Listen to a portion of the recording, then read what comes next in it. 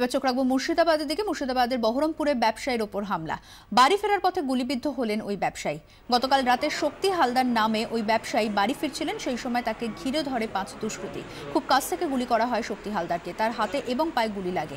প্রথমে তাকে Murshidabad medical college হাসপাতালে নিয়ে যাওয়া হয়, সেখান থেকে তাকে কলকাতায় রেফার করা হয়েছে। কি কারণে হামলা তা খতিয়ে দেখছে পুলিশ।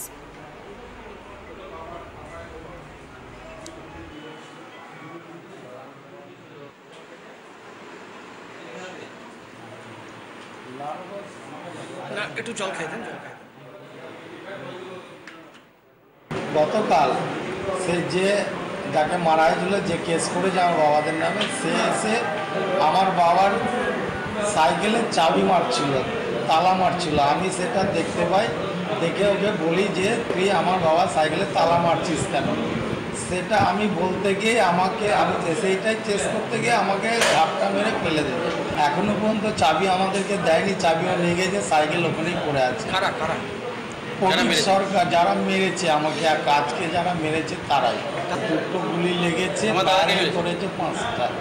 বড় বড় বোম নিয়ে গেছিল তারা আমাকে মারার জন্য।